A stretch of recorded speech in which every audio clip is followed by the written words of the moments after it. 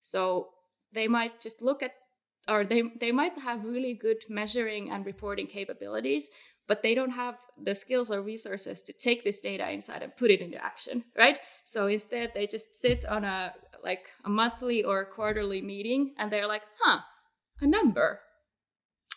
There's the number again. So, that number is different from previous number, And instead of thinking like, okay, how do we take this data and use it to improve our work? What can we do differently right now, today? It's our jobs to tell better stories. And always remember, it's the risk takers that are rewarded. People are sick and tired of being marketed to, and they're sick and tired of being sold. The single biggest story today in sales and marketing is how our customers are buying differently. Hey Mia, welcome to the Growth Hub Podcast. Thank you for having me. You are a data and analytics strategist. So care to enlighten us a bit? What does a data and analytics strategist do on a daily basis?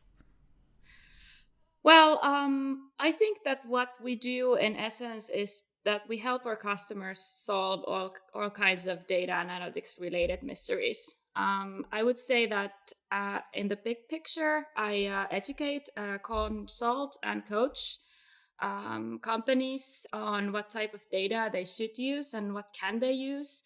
How should they measure and track different types of engagement in their digital environments? I also advise on to how can they draw insight and recommendations from dashboards and other types of data, so that the bottom line is that they need to be able to improve their processes and products. So how do we take data and use it to improve our brand, our product, our processes, our customer and end user understanding? Probably on an average day, you would find me doing some event tracking. I might be debugging a malfunctioning script. Maybe I'm blending some data sources onto a dashboard, or maybe I'm just comforting a scared customer who is overwhelmed by data.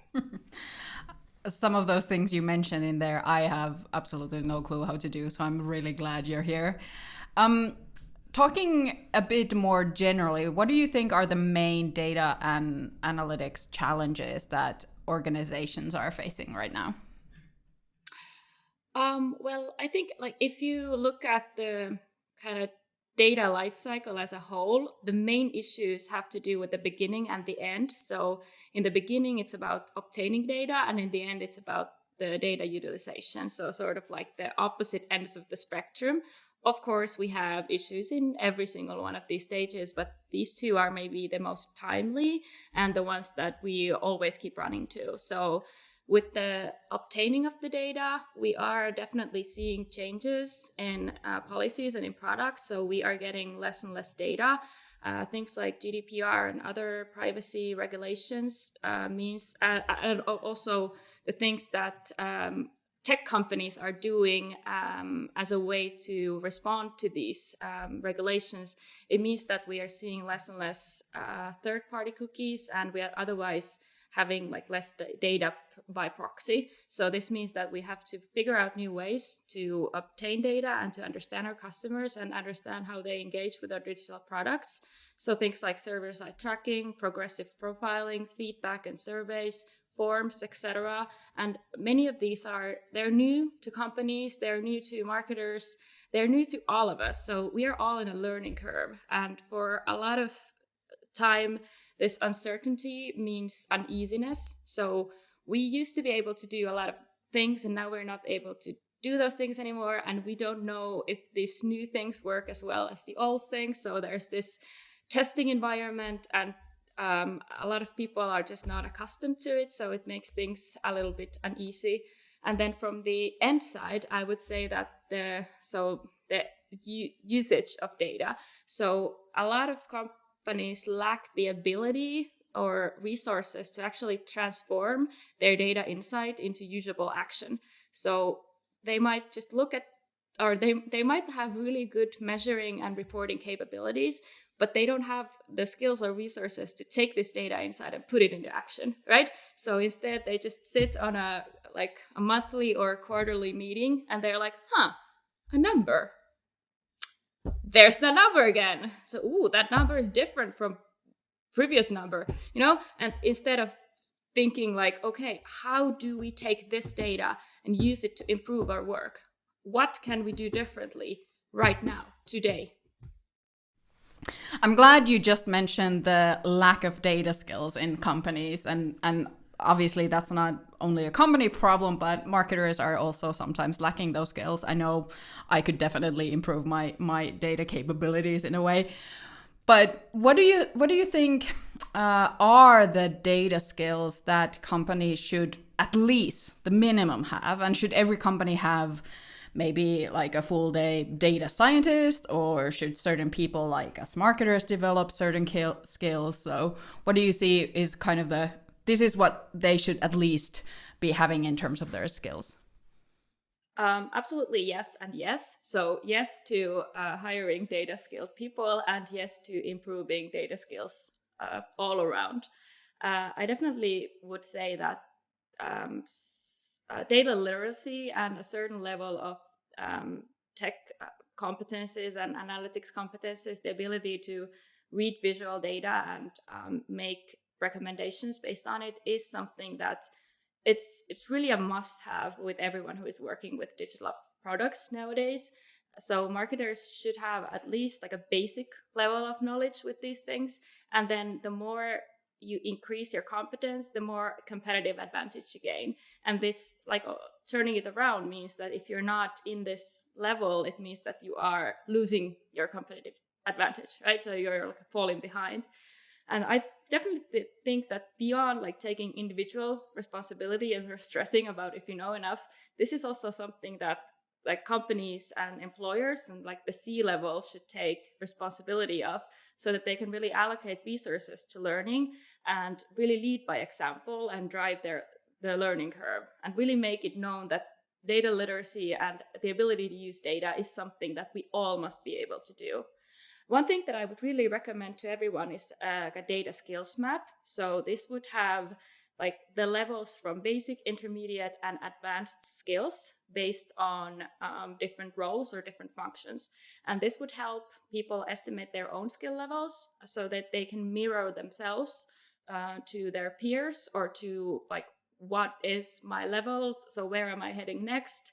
And it would also help them to focus, know where to focus on next.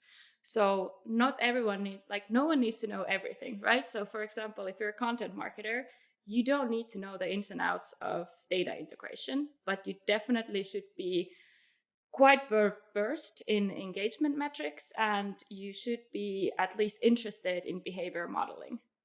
Similarly, if you're a sales manager, you don't need to know everything about how well your brand is doing in their awareness metrics, but you do need to know your API and integration and capabilities and roadmap like the back of your hand.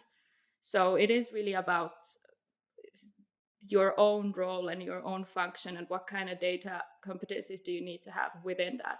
But as a whole, if you sell digital products, if you're a SaaS company and you are not taking care of your own data and analytics, you are falling behind. So SaaS companies definitely need someone to take care of their data and analytics.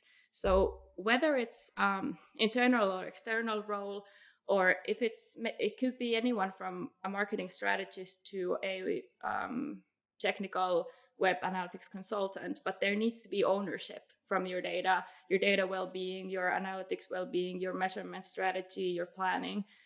So someone has to have responsibility over that. And then from there, I would say the more complex and fluctuating your market needs are, and the more tech advanced your product is, the more likely it is that you will first need a data analyst, then you will need a data engineer.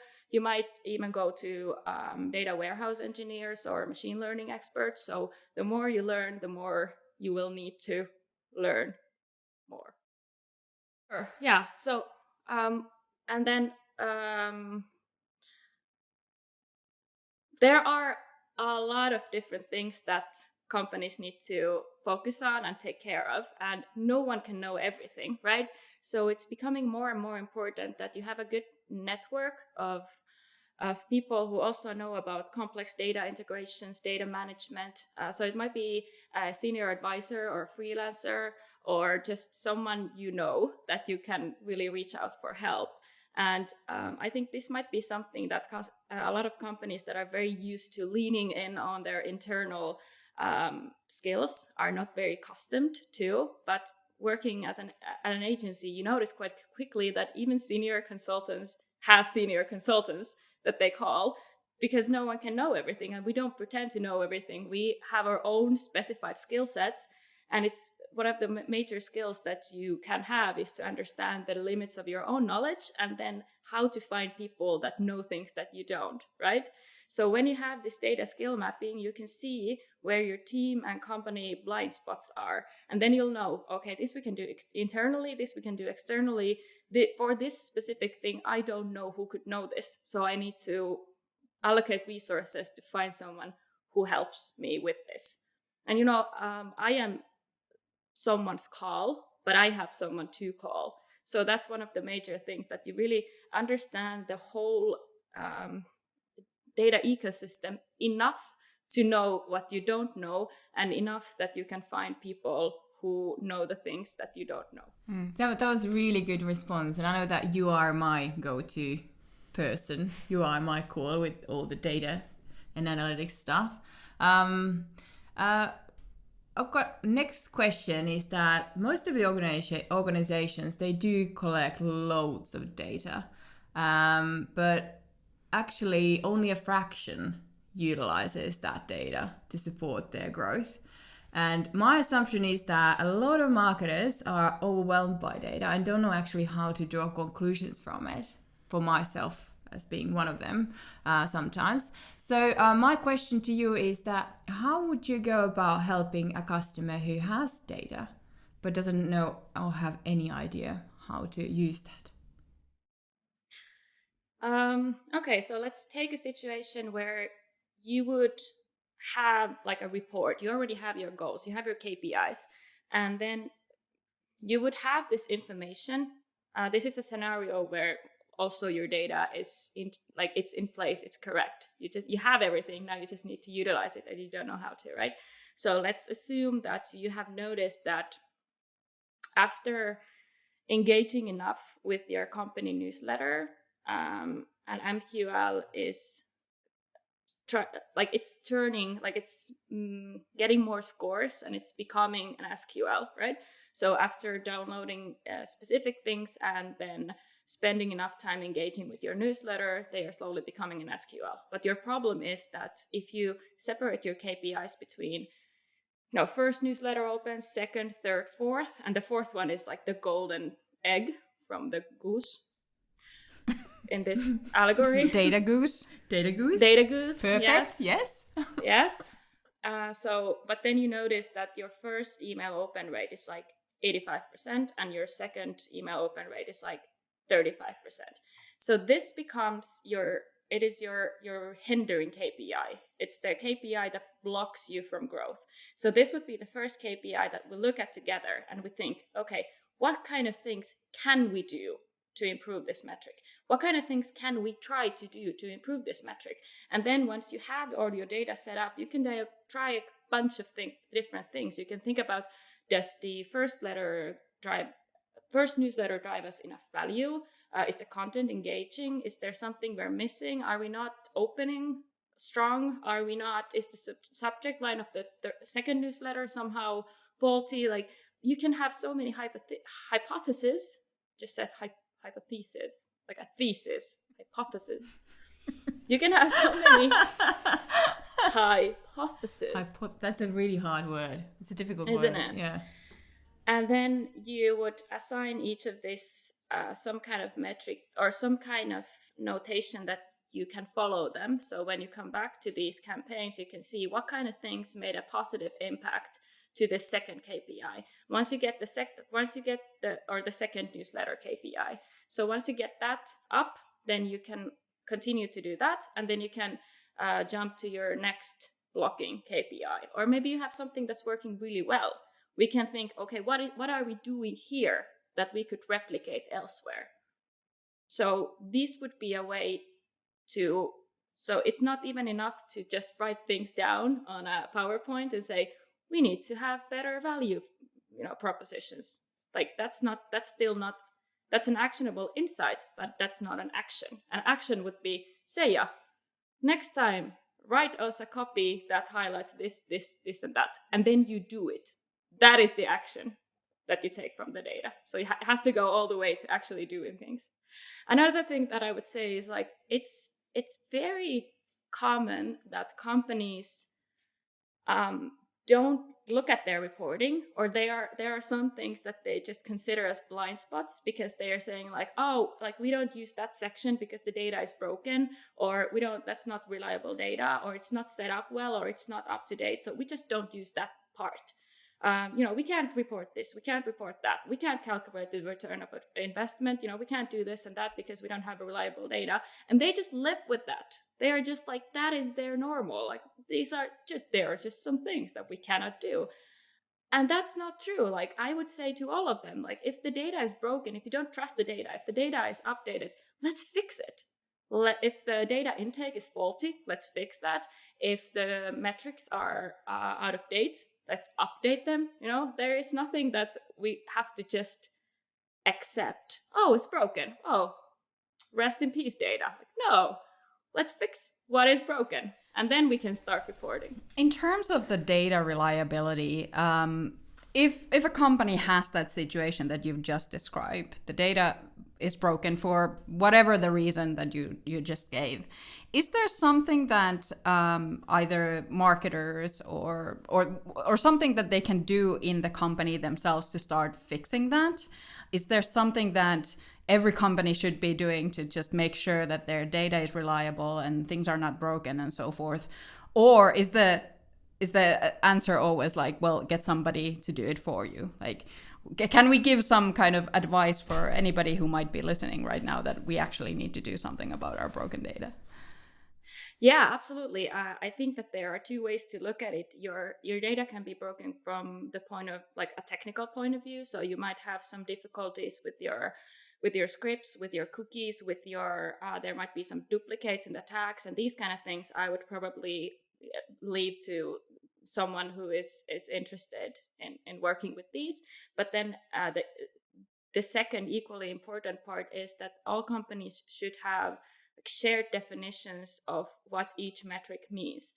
So if you don't use life cycles because you just think that, okay, we have this amount of MQLs, but we don't trust it because to me, MQL means a different thing than to someone else. So I don't calculate the number of MQLs because it's not true anymore. A year ago, MQL would have been this and that, but MQL isn't really that anymore. So let's not use that metric.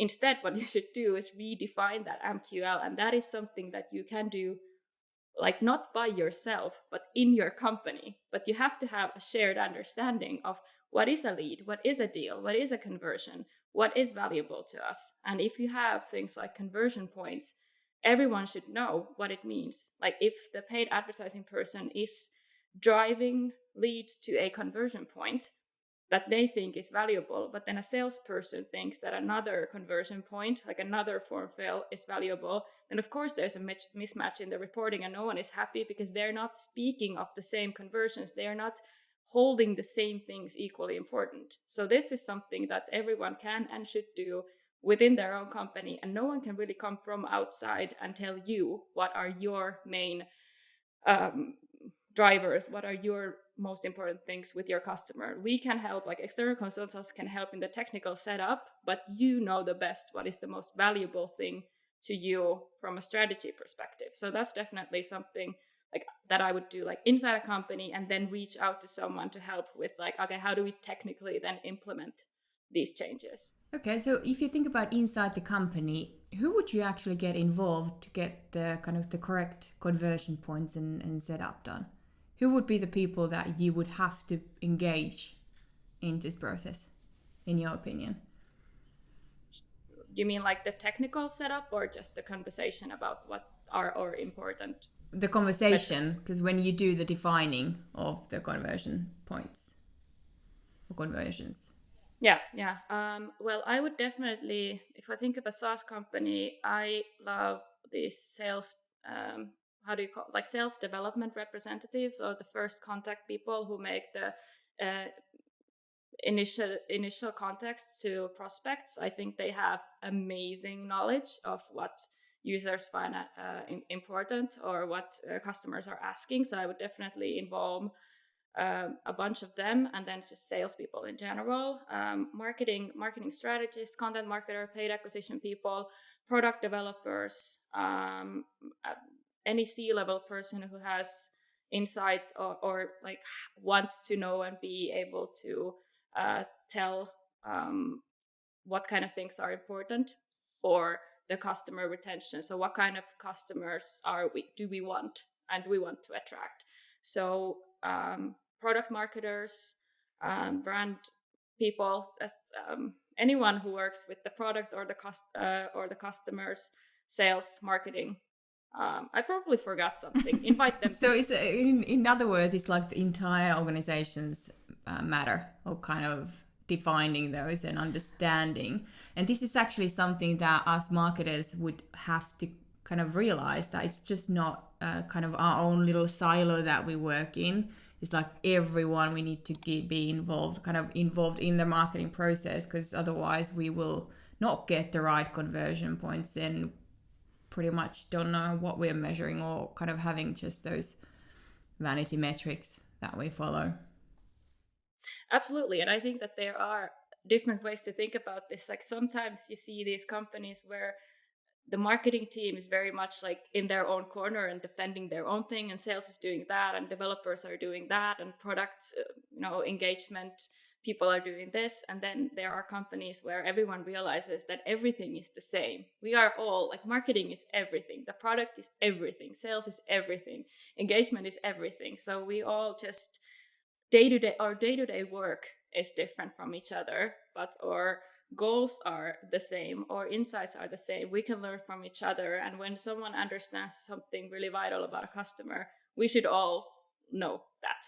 So that is something that I think it is. I think that us marketing people do have like a special role in enabling everyone in our conversation, because it is in many times we are kind of the port to the customers. So if for example the product developers know and understand something, we should know that so that we can utilize that in our marketing.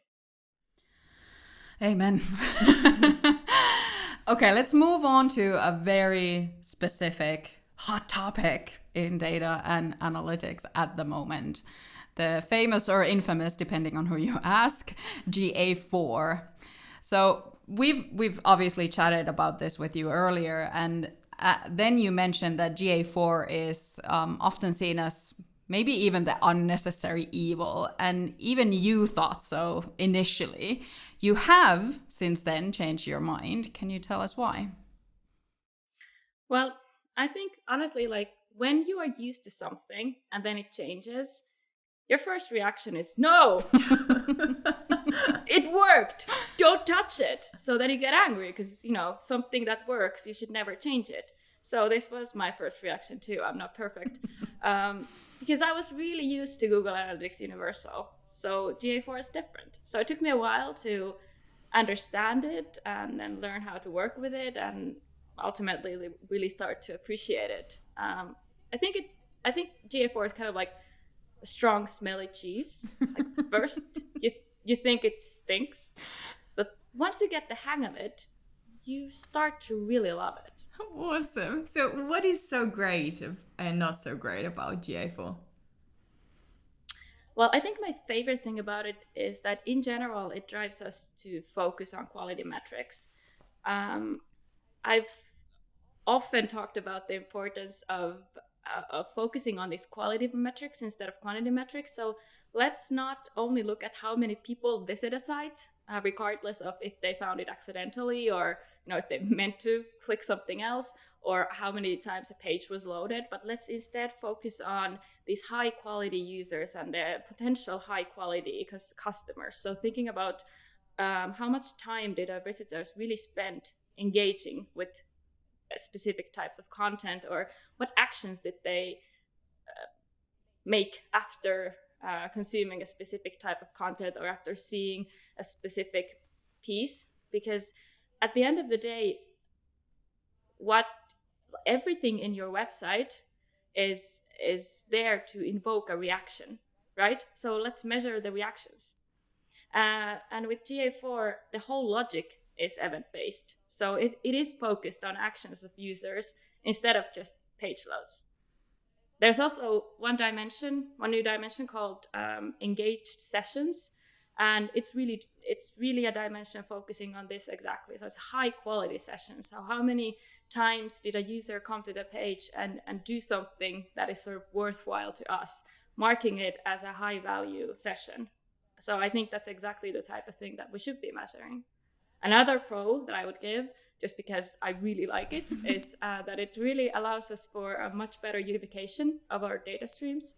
So if I have a customer that has used Firebase, we can unite their app data from Android and from iOS, and then we can have subdomains and domains, and everything can be in the one GA4 property. And this makes it a lot easier because for us, from a business perspective, it's not really relevant if the user was in a main domain or subdomain or an app. All we want to do is we want to understand their behavior, we want to know what interests them, and we want to engage them better, right? So we can consider the whole data ecosystem as one.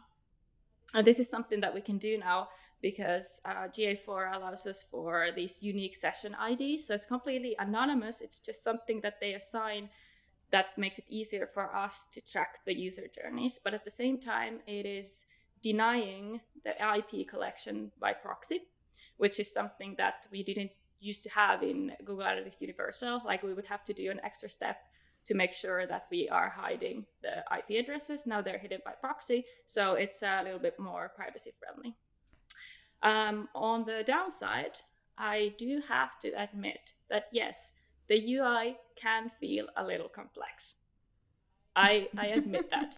So especially if you're not like a heavy analytics user with years of experience, I would say that maybe the GA4 benefits the experts, like really high, like web analysts that are really used to all kinds of nuances, but it might be trickier than the previous one to beginners or people who have only used to like looking at things instead of making that many events or segments and so forth. So for beginners,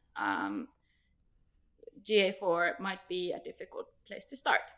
And again, if you are used to Google Analytics Universal, then it might feel difficult to start finding the things that you are used to seeing in one glance.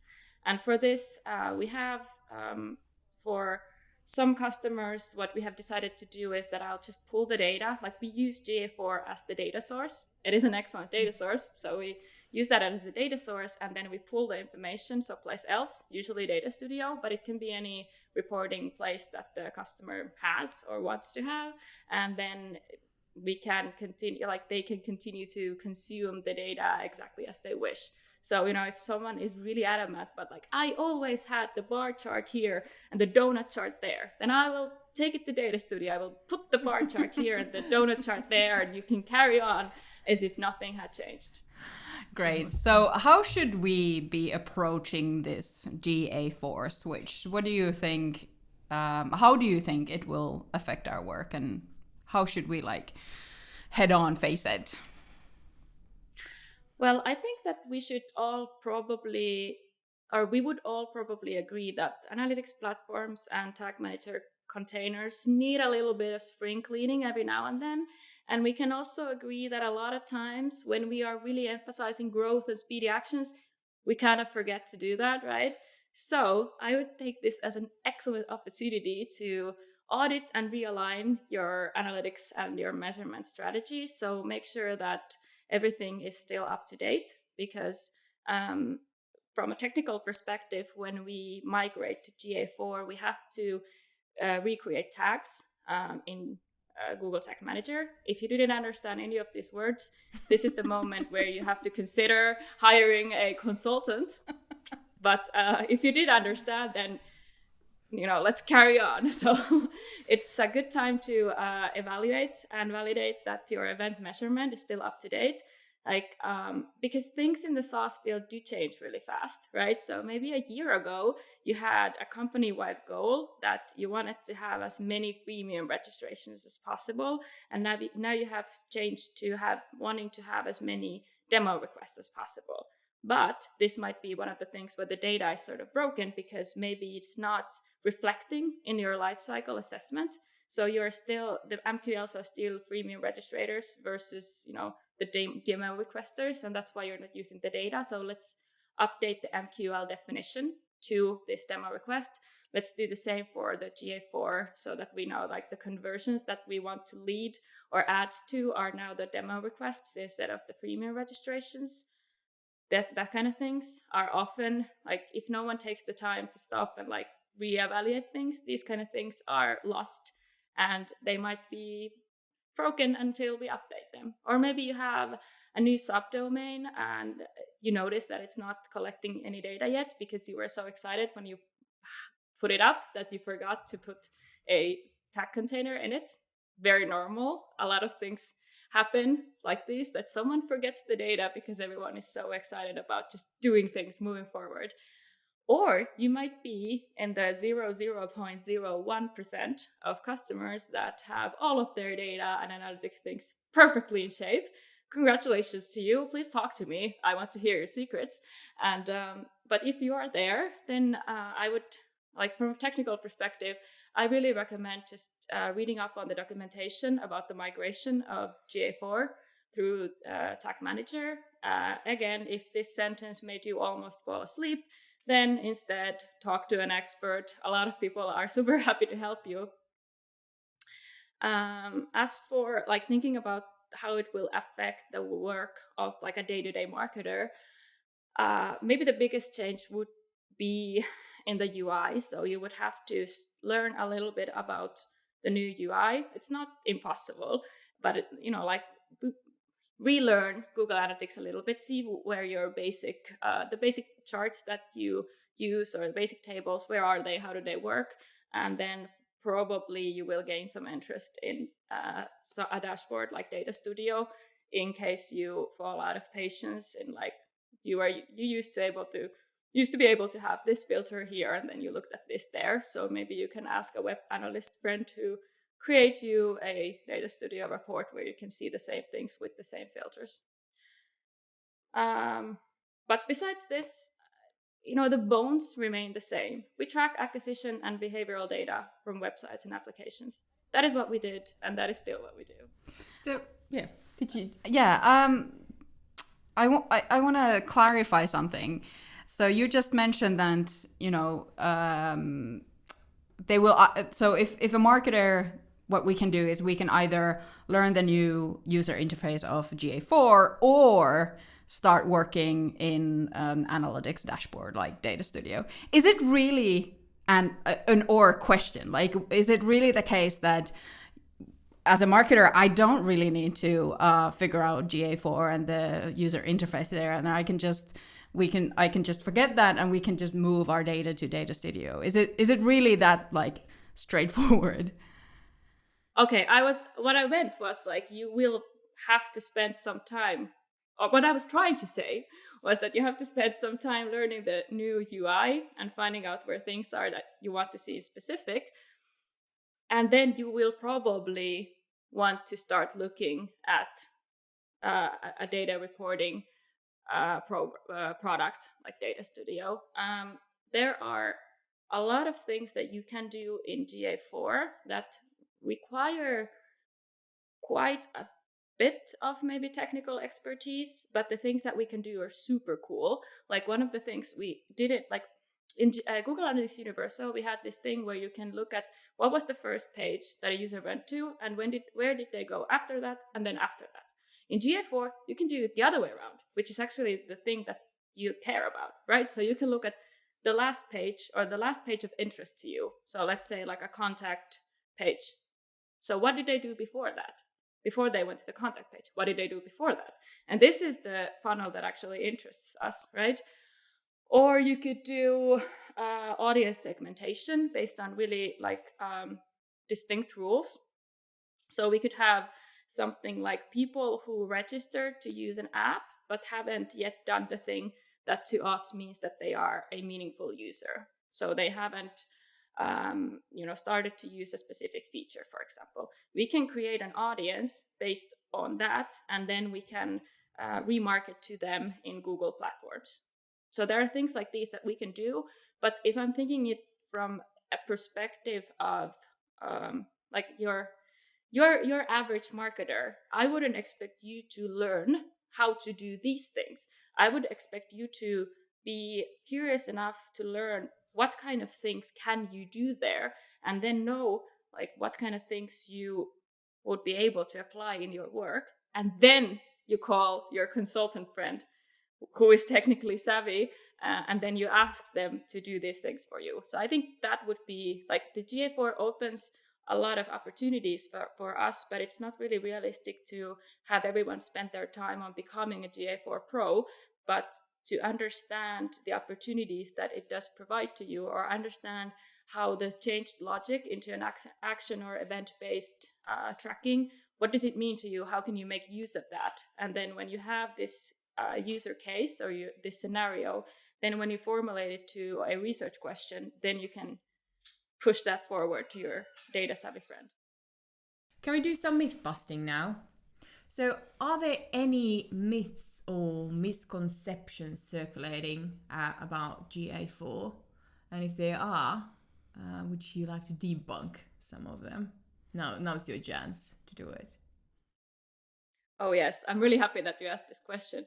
I would definitely say that regarding GA4 or Google Analytics in general, lately there has been a lot of freaking out regarding GDPR-related recommendations from European privacy officials.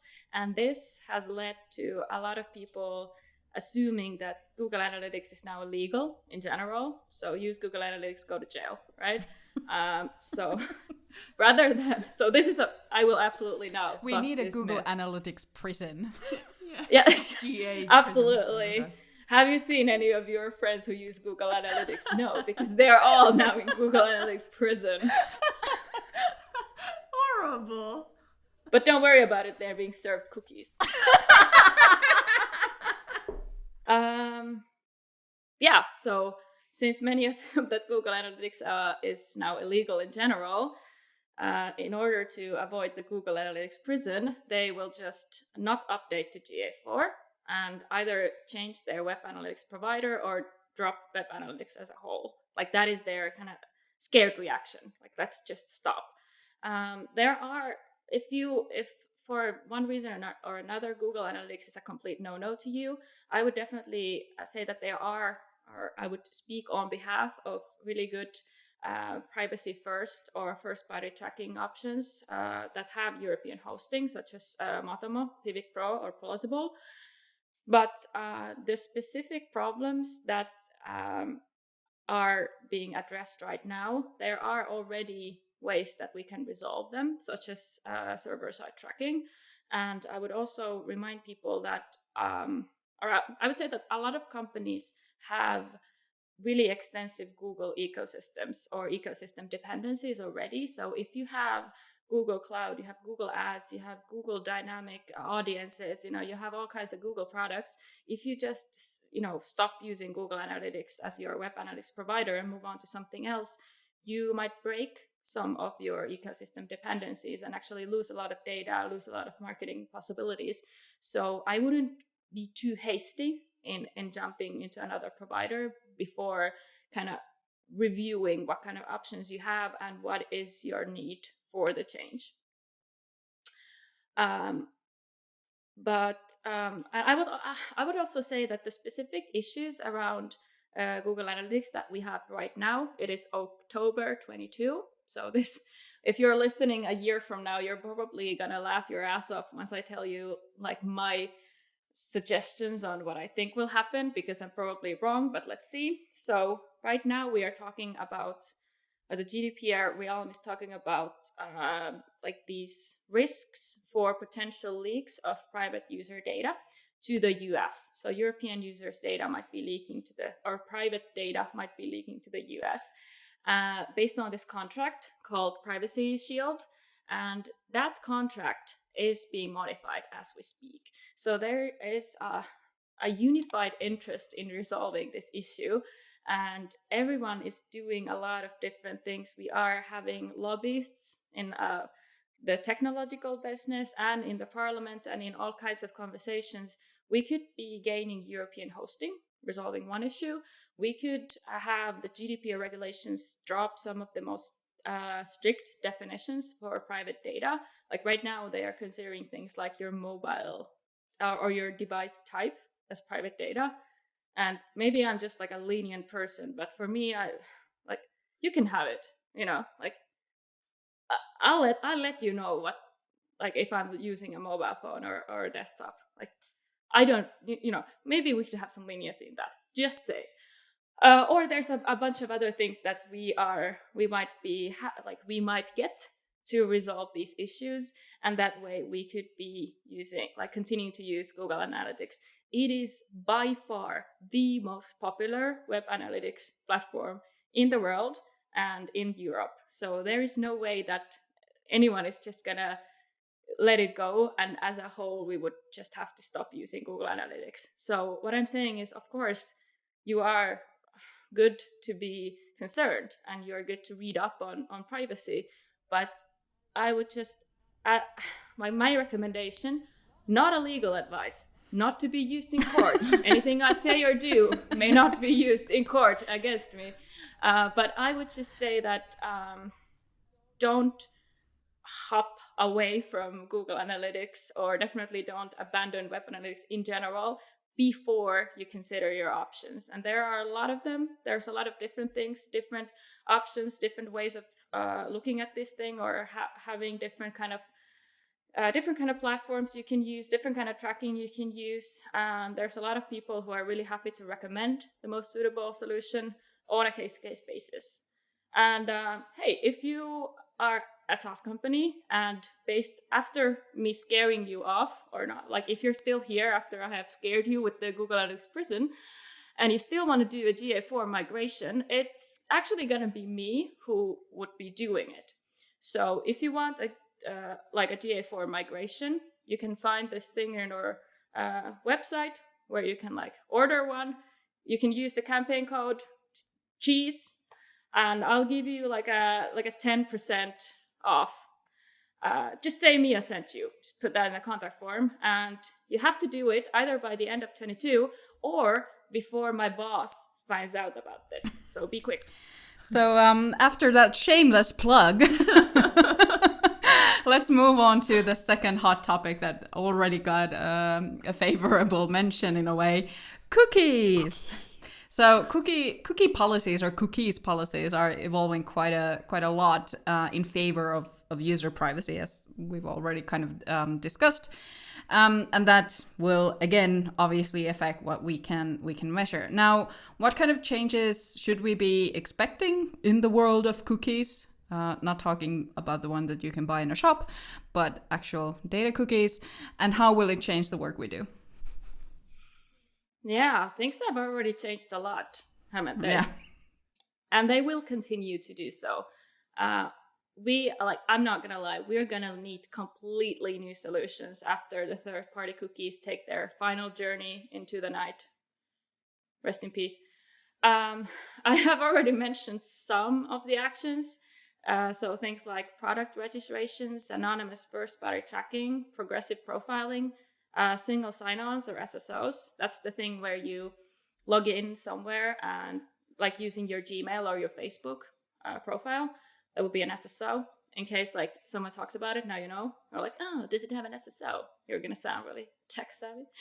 And then we have things like surveys, polls, and so forth. But beyond these things, we have to start looking at advertising from completely different angles and start utilizing new products that no longer rely on these third-party cookies. So things like contextual advertising, having new strategies for remarketing and attribution. Even with server-side tracking, there is definitely a void. with many advertising companies like still struggling to close data gaps. I would also say that companies really need to opt for customer data platforms to manage and utilize the first-party data that they collect, because it's becoming more valuable than ever. And I mentioned earlier about like the challenge that companies have with the lack of resources or skills or focus in regards to the ability to take data insight and put it into action. So with this, obviously, my point with that was that it's really important that employees and teams and companies learn how to steer their individual work based on data insight. But I also mean things like purchasing and learning to use tools and content such as marketing automation or personalized content, or learning new opportunities in multi-channel integrations and marketing. So it's also about telling our tools or how to work within themselves, because we no longer, or we never really used the marketing like personalized data, but now we don't even have to necessarily have the data on our own. We can just feed it to the machine and tell it what to do. And with machine learning, it can provide the users directly with personalized pieces of content. But of course, we have to learn how to use this in a way that benefits our business cases. So maybe all in all, I would say that companies really will need to make sure that they are working with marketers that are up to date and highly skilled. They need to be data literate. They need to be technologically savvy. And as far as marketers go, they need to make sure that they are these things. Okay, so considering all that, how can one continue making informed decisions with one eye shut?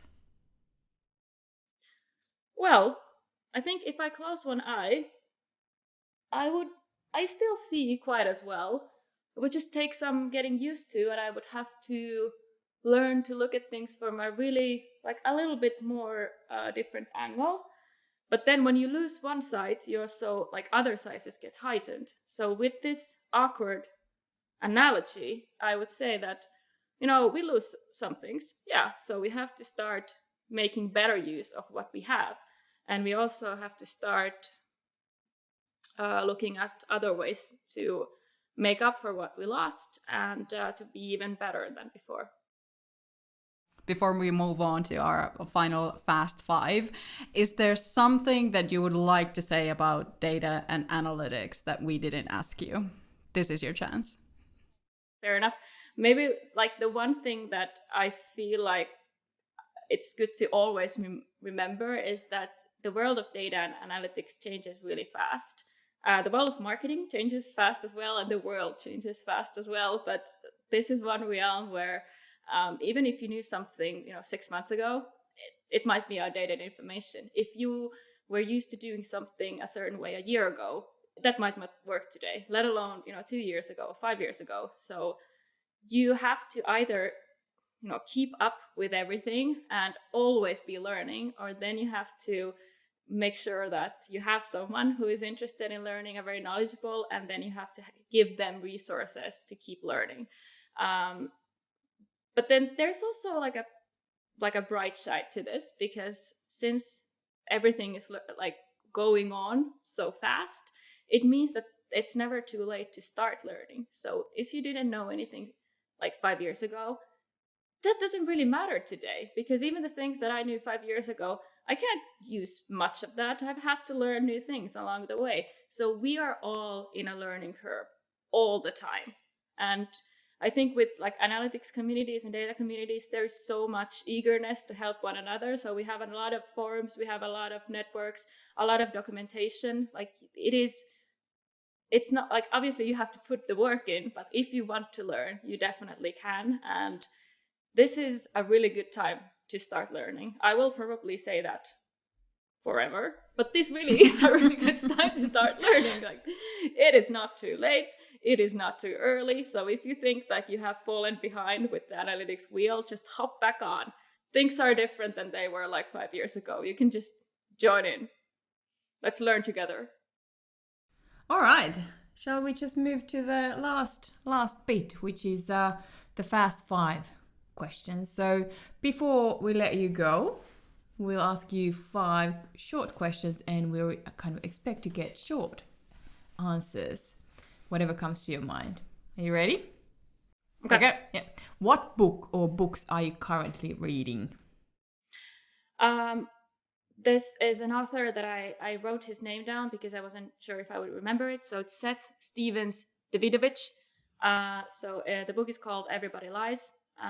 Very good reading. It teaches you to never trust anything or anyone anywhere. Very inspiring.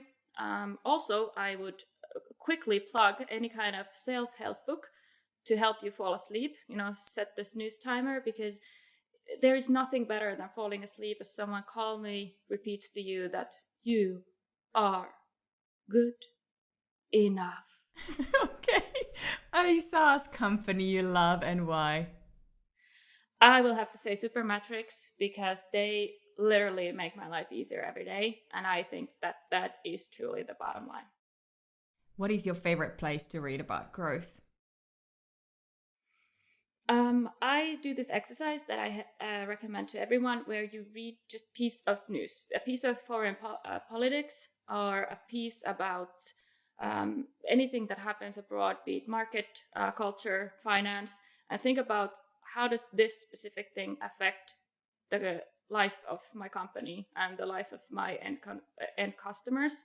And once you learn how to make these jumps and to think like laterally, then you teach yourself contextual thinking, and that is one of the most valuable skills that you can have as an all-around marketer. Love that. What is the most important growth metric in your opinion? I think retention rate. It is something that a lot of companies that are super excited about growth, they might get stuck, or they might fall in love with their acquisition metrics to the extent that they forget about following the retention rate. But I like to remind them that in the end, it really all comes down to loving our customers and making sure that they never leave us. Okay, what is your best piece of advice for fellow SaaS marketers? I would definitely say that if you don't understand data and analytics or visual data, or you are really confused about all of the technical mumbo jumbo, you are not alone. You are not one in a million. You are in a very good company, because this is something that most people struggle with. So the best thing you can do is that when you don't understand something, don't just nod along and pretend that you understand. Raise your voice, just say, I'm sorry, I'm lost. Can someone explain this to me? And really ask until you understand. Because if you never ask, then you're actively hindering yourself from learning, which is the least productive thing that you can do. And you're like only hurting yourself if you do that. So just ask. Well, thank you so much, Mia, for coming on the podcast. This has been an absolute blast. And those of you who are listening, if you want to learn more about GA4, Mia has actually written a very insightful blog article titled GA4 for SaaS Marketing, How to Do the Switch Effectively. It's on our Advance B2B blog, and I highly recommend reading that. And if you just want to jump right into it, remember Mia's a shameless plug in the middle of the podcast. Use the word cheese when you contact her or us, and she will get into trouble for giving you a discount. But now is the time to try it. Just do it. And you are worth it. Yeah. Anyway, thanks for listening. That's it. Thanks everyone for listening. We hope you enjoyed it. Let's keep the conversation going on Twitter at SaaS Growth Hub or LinkedIn at the SaaS Growth Hub Podcast. And if you don't want to miss the next episode, make sure you subscribe to the Growth Hub on Apple Podcasts, Spotify, SoundCloud, or right here on YouTube.